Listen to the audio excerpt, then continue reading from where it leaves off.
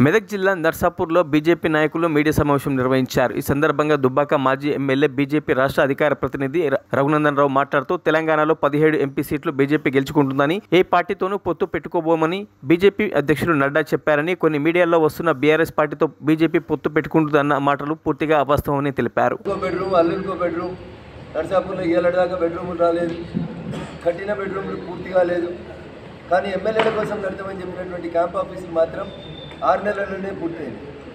గజ్వేల్ అవుతుంది, దుబ్బాకలు అవుతుంది, సిద్దిపేటలు అవుతుంది, నర్సాపూర్లు అవుతుంది. ఎమ్మెల్యేల క్యాంపు కార్యాలయాలు పూర్తయినంత వేగంగా 2 కోట్ల నుంచి 4 కోట్లు పెట్టి కట్టిన ఎమ్మెల్యేల క్యాంపు కార్యాలయాలు పూర్తయినంత వేగంగా 2 BHK పూర్తి కాకపోవడం అనేది బాధాకరమైనటువంటి విషయం. నర్సాపూర్లో శిలాఫలకం ఎప్పుడు వేసారు, ఎప్పుడు స్లాబులు పడ్డాయి, ఎంతకాలం నుంచి దాన్ని ఇంకా అట్లే ఆపి పెడతా ఉన్నారు అనేది ఒకసారి మీరు గుర్తించబోదు. అప్పుడు కాంగ్రెస్లో మంత్రులుగా ఉండి ఇప్పుడు బీఆర్ఎస్ ఎమ్మెల్యేలకు వచ్చిన వాళ్ళు కూడా ప్రభుత్వంలో ఉండి ఏం చేస్తున్నాం ఏం చేస్తలేమనేటువంటి విషయం లోపల పేద ప్రజలకు జరుగుతున్నటువంటి అన్యాయాన్ని దయించి ఒకసారి మేము మళ్ళీ ప్రజలకి ఈ విజయ సంకల్ప యాత్ర ద్వారా చెప్తూ ముందుకు పోతా ఉన్నాం. కాంగ్రెస్ బీఆర్ఎస్ రెండు కలిసి జంట కౌల్లాగా పయనం కొనసాగిస్తూ మా మీద బురద చల్లుతూ ఉన్నాయి. నేను మళ్ళీ మీ ద్వారా ప్రజలకు చెప్పదలుచుకున్నాను. ఇండియా కూటమిలో కేజ్రీవాల్ గారు ఉంటారు.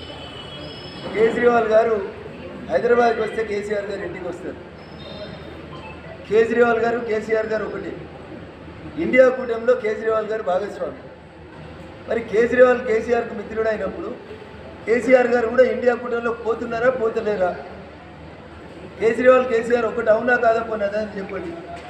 కొన్ని రాజకీయంగా ఒకటి కాకపోతే వ్యాపార సంబంధాలు అయితే దృఢపడ్డాయి కదా, బాగా పటిష్టంగా బంధాలను ఏర్పరచుకోరు కదా. ఢిల్లీ హైదరాబాద్ మధ్యలో మంచి మంచి వ్యాపారాలు చేస్తున్నారు. 100 కోట్లు వీళ్ళ నుంచి వాళ్ళకి పోతున్నాయి, వాళ్ళ నుంచి వీళ్ళకి వస్తున్నాయి. ఇది కూడా మేము చెప్తలేం సుమా, మా మీడియా మిత్రులు రాసిన కథనాలనే మేము ముందు ఉంచుతూ ఉన్నాం.